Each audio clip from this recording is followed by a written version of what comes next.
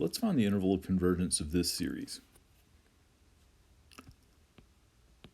A sub n plus 1 is n plus 1 to the x over n plus 1 factorial.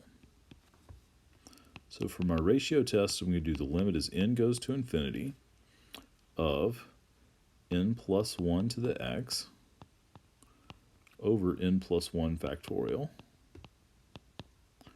times the reciprocal of an, so n factorial over n to the x.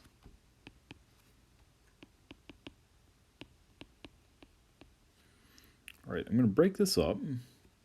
N plus 1 to the x is n plus 1 to the x. I'm going to put the n to the x underneath it.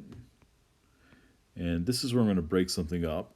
N factorial is over here, and underneath n plus 1 factorial, I can break that into n plus 1 times n factorial.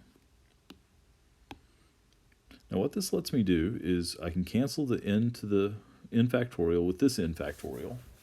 And if I wanted to, I could cancel this n plus 1 with one of these, but I'm not going to do that. It's not really necessary. Because what I get now is limit as n goes to infinity. This n plus 1 to the x power, that's n to the x plus some smaller terms. And below I've got n to the x.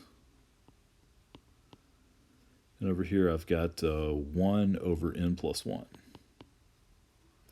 So the first part over here, this goes to 1 when n goes to infinity. The other bit goes to 0. So what I get here is 0. It looks kind of funny because there's not an x in it. But the thing is, 0 is less than 1 for all values of x.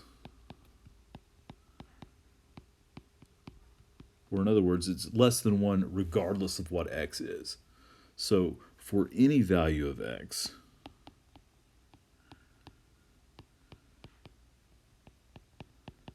this series converges.